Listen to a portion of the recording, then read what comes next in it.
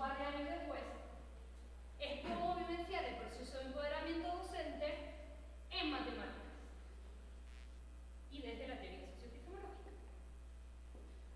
Con esto es que primero me lo creo yo, para después ya transmitirlo a los demás, ¿no? O sea, es como tú decías, no sé cómo yo voy a explicar algo si yo misma ni me entiendo, ¿no? Entonces tú tienes que, primero tienes que creer en algo, ¿para qué? Para que ya te quieres dar ese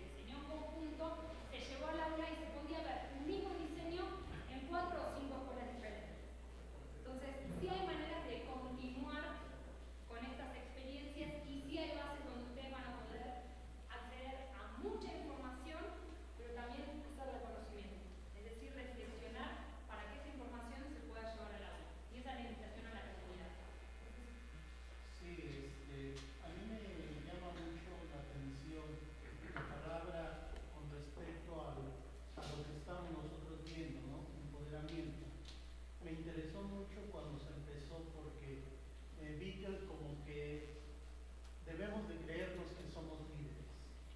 No dar por hecho que porque somos docentes hay un liderazgo. Es cierto, pero debemos de creerlo.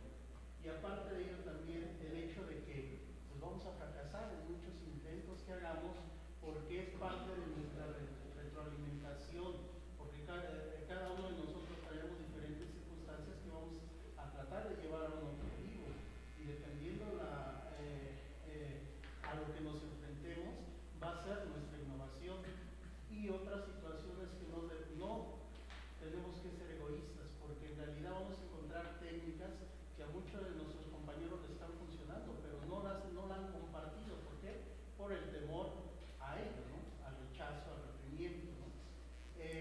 Igual, en cuestión de los ejemplos que se dieron, a mí me vino a la mente dos situaciones que vi. Uno es un programa que se llama, muchos de los programas del universo mecánico, cuando nosotros vimos lo que era, o cuando yo estuvimos viendo lo que era la derivada. A mí me llamó mucho la atención que empezaba el video con una persona en una bicicleta y empezaba la introducción y dije, están locos, pues, ¿qué me van a enseñar? ¿Qué tiene que ver la bicicleta con el aspecto de ver, y es lo que me di cuenta, no es tanto la situación de decir la derivada es esto y se acabó, porque así nos las enseñaron a nosotros, y agárrense de donde puedan, porque eso es la derivada. Entonces a mí me dijeron, pues está una persona, igual en el ejemplo que pusiste, pues me vino lo que es Barrio Sésamo, ¿no? Que es cerca, que lejos. Si nosotros queremos limitar las cosas, esto es cerca y esto es lejos. Ahora dime por qué es cerca y por qué es lejos. Entonces nosotros conjuntamos el que entiendan qué es cerca y qué es lejos, en el por qué es cerca y por qué es lejos, pues vamos a tener una persona que va a interactuar con su medio ambiente y ya al decirle es alto o es bajo, ya podemos decir por qué es alto y por qué es bajo. No solamente porque veo una diferencia, sino porque la puedo medir y te puedo dar cierto tipo de situaciones que van a corroborar que yo tengo la respuesta correcta.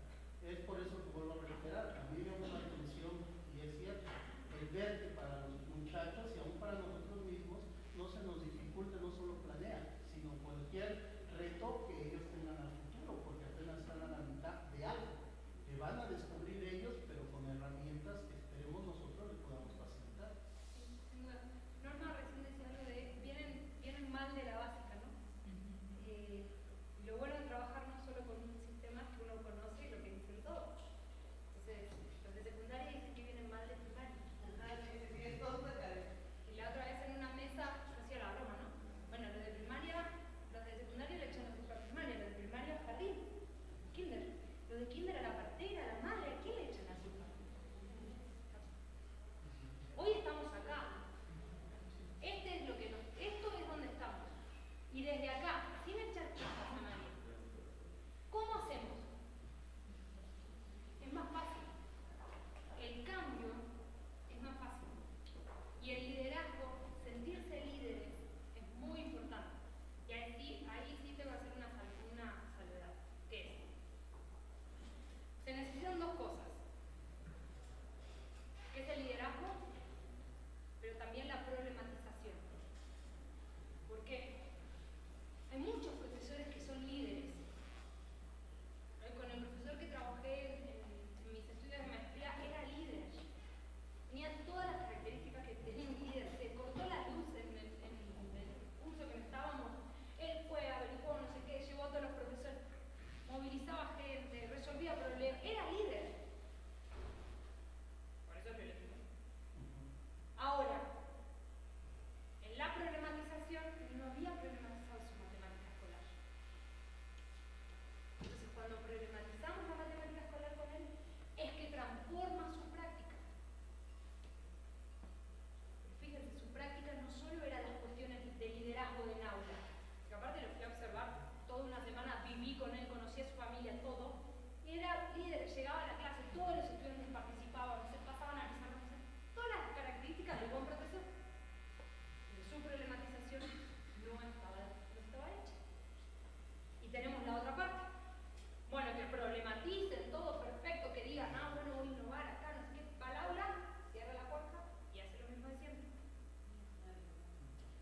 se necesita la combinación de las dos. Ninguna de las dos por separado me sirve. O mejor dicho, no me es suficiente para una transformación de la que estamos hablando desde el empoderamiento docente. No, no. Por ejemplo, bueno, ahorita a mí esto me sirve, ahorita que estaba leyendo todo esto me sirve mucho. Por medio de mi experiencia, que fue una experiencia muy padre, haberle transmitido, explicado, si quieres tú darle la clase a los maestros de matemáticas de mi plantel. Había muchos maestros que no se salían de su entorno, de que yo sé todo, cómo tú me vas a venir a explicar cómo voy a leer un